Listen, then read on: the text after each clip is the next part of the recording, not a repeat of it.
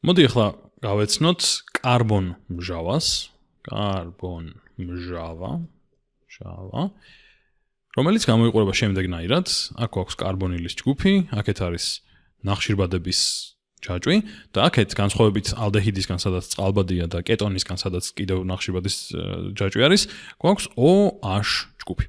ახლა შეიძლება გაჩნდეს კითხვა, რატომ არის კარბონ მჟავა მჟავა? იმიტომ რომ ძლიერად გამოკვეთილი მჟავური თვისებები აქვს, უფრო მეტად მჟავური,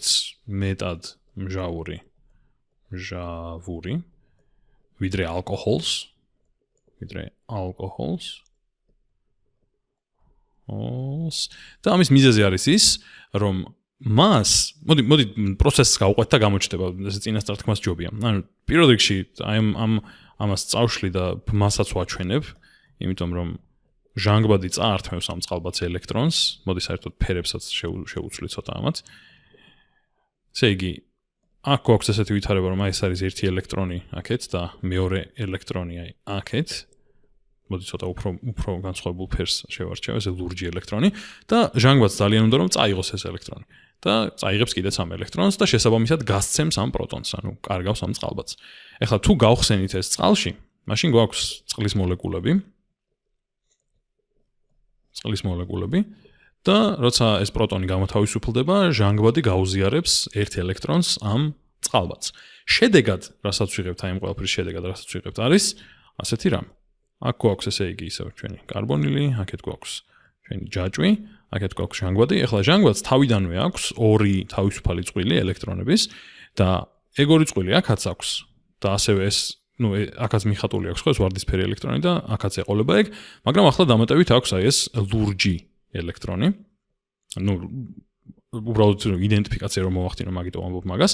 და ჭარბი ელექტრონი აქვს შესაბამისად აქ იქნება უარყოფითი მუხტი. და რაც შეეხება წყლის მოლეკულას, ახლა ის ქცეული არის ჰიდრონიუმის იონად. ესე იგი აქეთ წყალბადი, აქეთაც წყალბადი და აქ გვაქვს კიდე ერთი წყალბადი, ხო დაკავშირებული. მოდი ასე ვიზამ, რომ უკეთ გამოიკვეთოს. ესე იგი ეს ქცეული არის ახლა ჰიდრონიუმის იონად და ამ ნაერთს უწოდებთ კარბოქსილატის იონს. და მიზეზი იმისა თუ რატომ აქვს ასე მძაფრად გამოკვეთილი მჟავური თვისებები არის ის, რომ მისი შეუღლებული ტუტე არის რეზონანსულად სტაბილური. ეხლა რას ნიშნავს ეს? ანუ შედეგად აქ რაც ხდება არის, რომ მივიღებთ მეორე რეზონანსულ სტრუქტურას, რომელსაც იწვევს ის, რომ ეს ჟანგბადი ამ ელექტრონს გადასცემს ამ ნახშირბადს, ამ ნახშირბადს თავისი ვიღაცა ელექტრონი ყავს აქ, რომელსაც გადასცემს ამ ზედა ჟანგბადს და შედეგად ვიღებთ ესეთ სურათს. რომ აქ გვაქვს ახლა ერთმაგიბმა და ზემოთ არის ჟანგბადი, რომელსაც ისედაც თავიდანვე ჰქონდა თავისი ორი თავისუფალი ელექტრონი. და ახლა კიდევ ერთი დამატებითი ელექტრონი აქვს, აი აქ, რაც ნიშნავს, რომ უარყოფითი მუხტი აქვს. შემდეგ,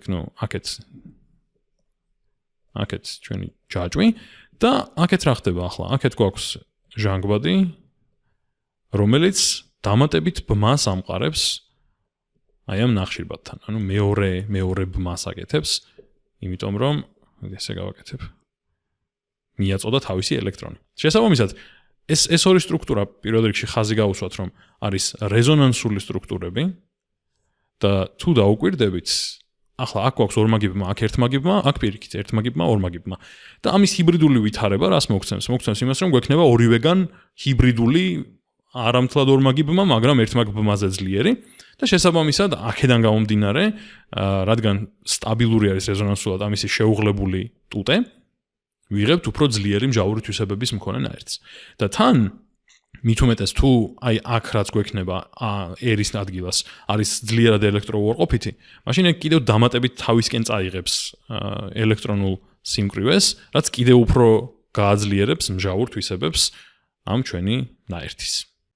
ანუ იდეა არის ის, რომ უფრო სტაბილურს ხდის ნაერთს და შესაბამისად ხდის უფრო მჟავურს. ახლა როგორც წინა ვიდეოებში ვნახეთ, ყოველთვის სისტემურად არ ერქმევა სახელი ნაერთს და არც კარბონმჟავა არის გამონაკლისი.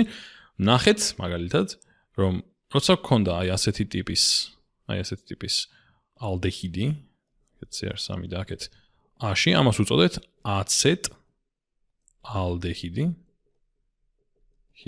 ანუ ესეთი რაღაც თუ გვაქვს, შეიძლება არ გქონდა წინა ვიდეოში პრინციპში, კარგად არ მახსოვს. მაგრამ ის ნამდვილად მახსოვს, რომ თუ გვაქვს აი ასეთი ნაერთი, ესე იგი თუ გვაქვს აი ასეთი ნაერთი, CH3 არის აქეთ ამხარესაც ეს კეტონი არის უკვე ამას უწოდეთ აცეტონი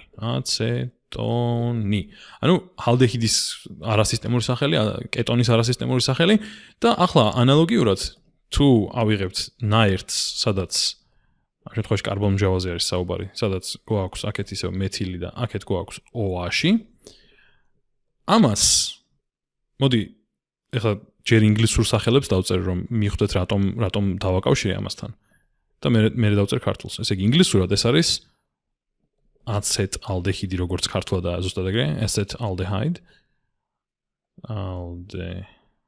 aldehidi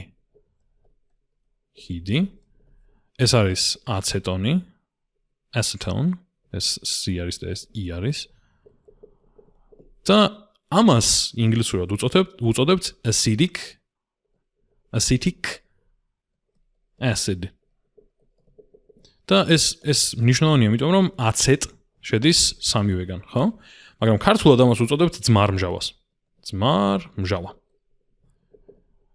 მაგრამ მაინც კარგი არის რომ ვიცოდეთ როგორ უკავშირდება დანარჩენ გამონაკლისებს იმიტომ რომ ეს ნაწილი არის სამივეგან იდენტური ხო და შესაბამისად არც ერთი შემთხვევა როცა ანუ არც ალდეჰიდებში არც კეტონებში და არც კარბონმჟავებში როცა ესეთი სიტუაცია გვაქვს ანუ უბრალოდ რომ ვთქვათ სამივე შემთხვევაში ევიპოვეთ ისეთ შემთხვევაში როცა სისტემურად არ ვარქმევთ სახელს და ვარქმევთ რაღაცა კონკრეტულ სახელს და მოდი ერთი-ორი მოლეკულაც გავიცნოთ რომელთაც არ ქვიათ სახელები სტანდარტულად ესე იგი თან მოდი სულ ყოველთვის ნახშირბაც არ გავაკეთებ შუაში ანუ ასეთ ჩანახატსაც მივეჩვიოთ ესე იგი ეს ძალიან უბრალოდ რომ გამოიყურება არის ინგლისურად formic acid და ალბათ მიხვდებით რომ ქართულად იქნება ჭიანჭველამჟავა ჭიანჭველამჟავა არის ამის სახელი და კიდევ ერთი მაგალითი გავაკეთოთ კიდევ ერთი მაგალითი ვნახოთ ესე იგი ასეთი ანუ ორი კარბოქსილი ჯგუფი არის ერთმანეთთან დაკავშირებული პრაქტიკულად აქ ანუ აქ გვაქვს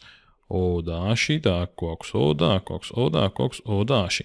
და სხვათა შორის ორივე წყალბადის დაკარგვა შეიძლება აქ. ესე იგი თითქმის სიმეტრიული ტიპები არიან ესენი, მოდი აღარ შემოვხაზავ. და ამას ინგლისურად ეწოდება oxalic acid და ქართულად არის მჟავა.